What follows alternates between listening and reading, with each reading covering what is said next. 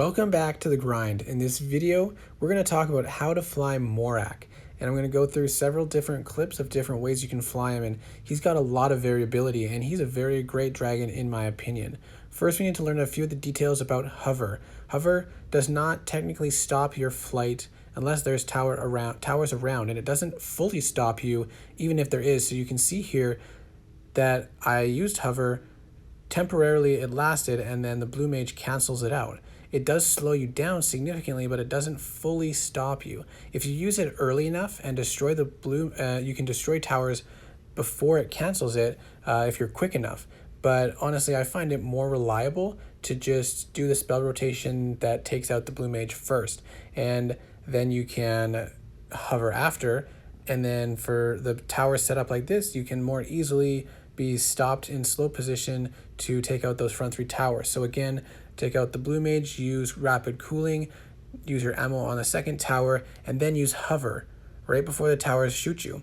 And then your ammo will regenerate before hover ends. You can more easily hit that position to destroy all three towers and use the magic barrier to protect yourself. You see the ammo is regenerated before hover ends, then you use your magic barrier, the towers are dead, and you are safe without taking any damage.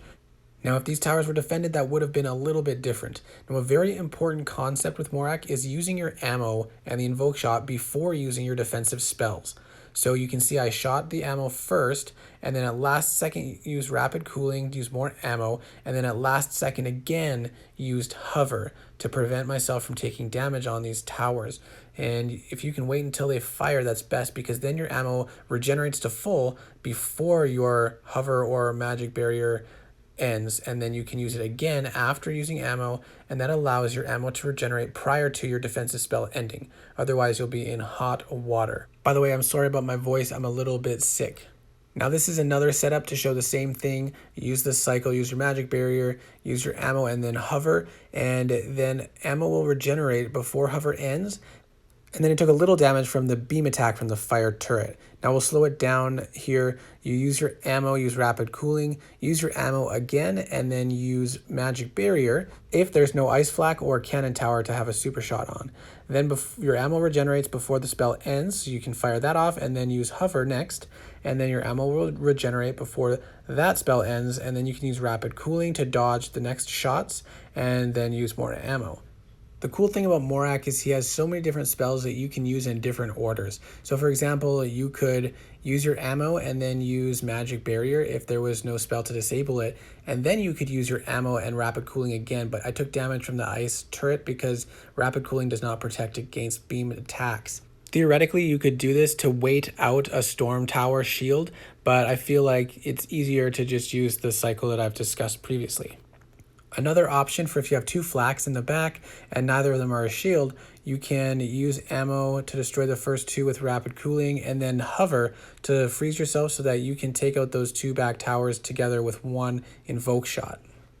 And then you can reverse the order of using hover and magic barrier so that you can get a little bit closer to these towers, which might make it easier, and then use hover and then destroy those towers with your ammo. And look, we didn't take any damage except from the turret, and then we're using it as an anchor to gain back some rage so we can go into the next island with more rage. The next base will be defended with a shielding tower, an ice flak, and a blue mage, so we can see how to manage that.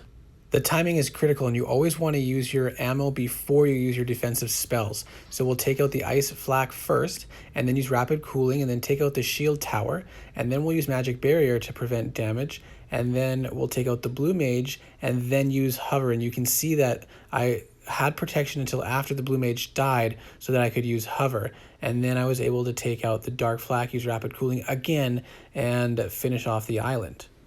This is a big favorite of mine, destroying two towers on the turn before the shield effect comes into play, and that's only worked for me with a back earth flak because that has a shorter range of activation. So we'll look at it again here in normal time. You have to be very quick with it to make it work, and then you of course go into your shield and then hover, and that dark flak survives surprisingly. But because rapid cooling was available again, I was able to destroy them all without taking any damage, and then use magic barrier and dodge the perch towers. Now, long islands are even more challenging because you really got to use your rage most effectively. And if there's no defender, it might be easier to do this where you use 3 shots on one tower and then use an invoke shot on other towers. But you really got to maximize however many times you can hit multiple towers at once and cycling through these spells. And I find it best to start with rapid cooling and then magic barrier, so that you can use rapid cooling again after your combo ends, and then after rapid cooling ends you can use magic barrier again. This is another long base, and actually it shows how in some situations using hover first before the magic barrier can actually be helpful, because it can create more space between you and the towers that are damaging you. It can hold you back further, allowing you more time to use your following defensive spells and barriers and for spells to come off cooldown. And you can see how rage is so important for this dragon, because it takes just that little extra bit of rage to get through these islands sometimes. Rage management is even more important when you have to take out a full island prior to coming around to the next island, and in this situation it's the long island full of towers. So I had to go through my full cycle. Thankfully I was able to destroy the dark flak before the hover spell finished, so that allowed me to not have to use rapid cooling again to dodge the final shot. And then I was able to use the perch as an anchor and use the magic barrier to prevent some damage, so that I was full rage when I came around to the long island. And then similar to the other clips, we see using the ammo and the spells in the right combination to take out the towers that are the most threat and allow you to block damage at the right time. And this does take a lot of time to get used to, and obviously it's not perfect, but I think with practice it'll get better. As always, I hope this was helpful. If you're interested in more Morak videos, I have already put up a bunch and I'm sure I will be releasing more. So check my channel for more Morak videos, because there are a lot of different situations and scenarios, and each video will have slightly different clips, so it could be helpful to see a variety of different situations. So as always, good luck, and we'll see you in the next video.